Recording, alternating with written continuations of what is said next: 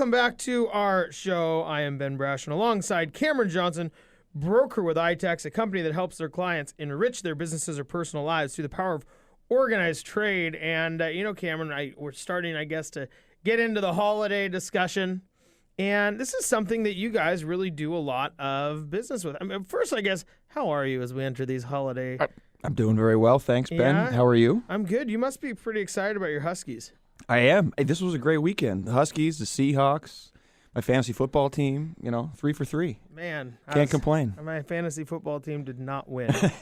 I hate that, man. And then you always think like what you would trade for. Like, would I have traded the Seahawks for the fantasy football team? Yeah. And that's kind of what you guys start to do with your business is you guys figure out how you are going to trade. People can trade things from their business in order to get other things. And, we did bring up the holidays. It could be things like client gifts. It could be things like employee gifts. Lots of different ways to use iTax. Definitely. And you're right. It does tie into sort of the holiday madness pretty well.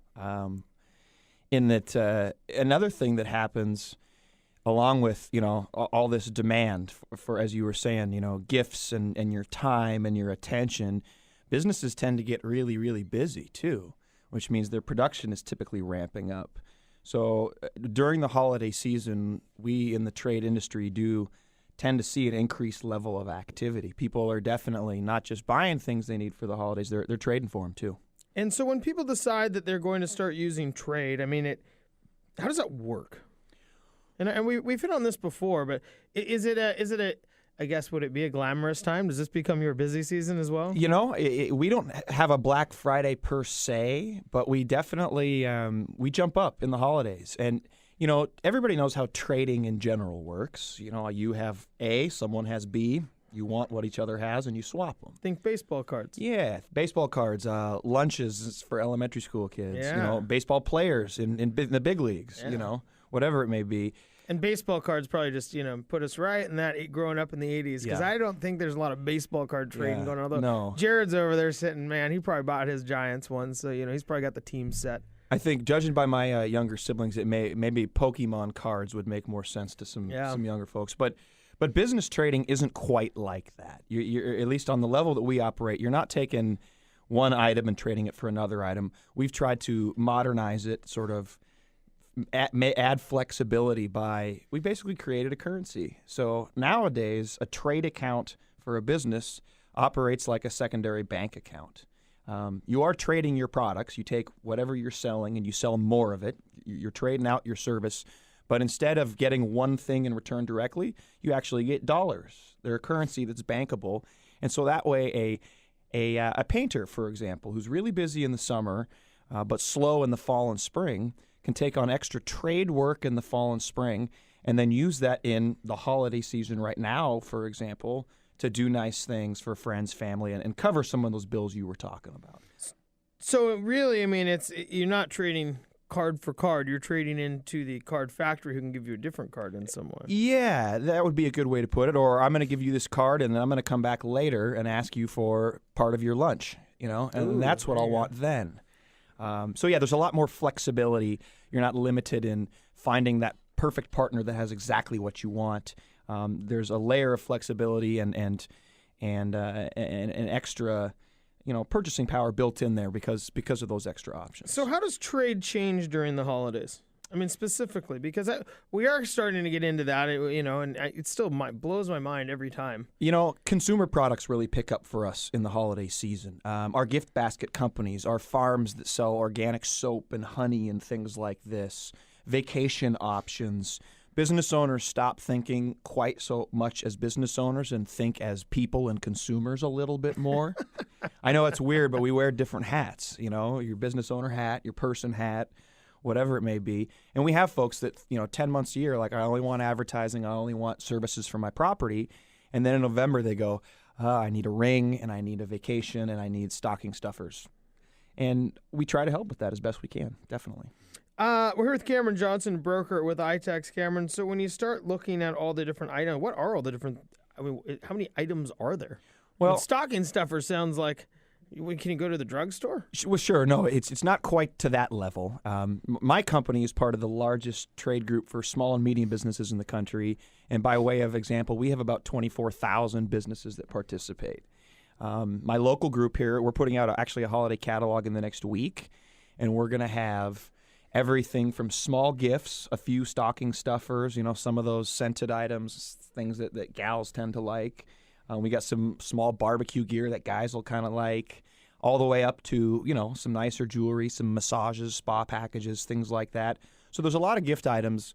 It's not the same as going into Toys R Us or the grocery store. Don't get me wrong. But it's a great supplement, just like what we do for business in general. It's a great supplement. It's a great add-on.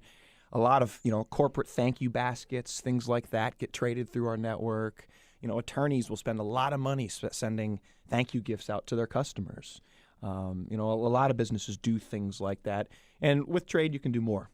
Yeah, well, I think you make a really good point when you say it's supplemental. Mm-hmm. Because, I have a 2-year-old. Probably can't go to Toys R Us and use iTex as you use something like that.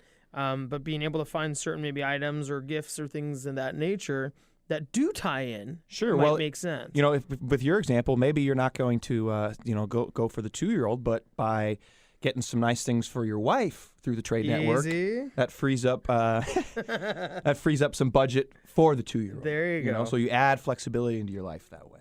Yeah, we're with Cameron Johnson, broker with iTex. Cameron, we have a few minutes left. So when you start looking at it, does it seem that some people are doing more of the work during some part of the year, and then some people are more of the sellers at other times of the year? Absolutely. Does it ebb and flow that way? Absolutely.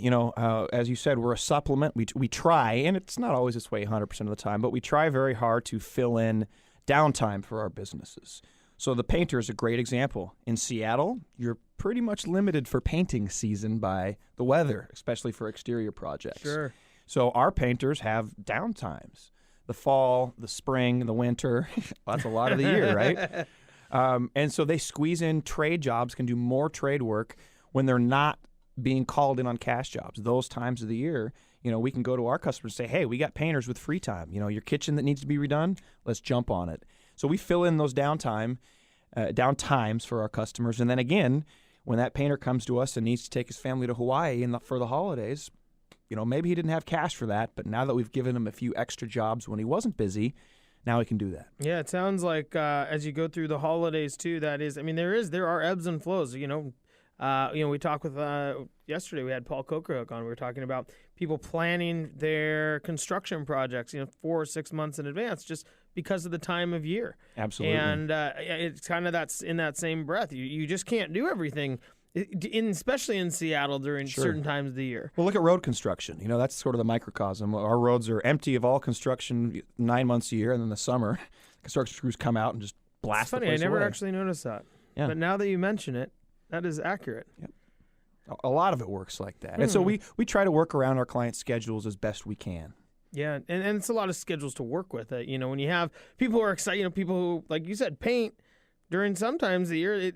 How do you, when you start looking at those schedules, that really does put another spin on things of that supplemental piece you talked about. It's people's schedule. Yeah, absolutely. And we have to be very proactive in our communication with folks. If someone calls us to get their house painted in July, we have to sort of gently but firmly say, hey, look, it's a long shot to get your house painted on trade in July because all their cash businesses right now. So we can work with you, but you're going to need to be flexible on the schedule a little bit. Well, Cameron, thanks so much for joining us. Always appreciate having you again. Cameron Johnson, broker with iTex.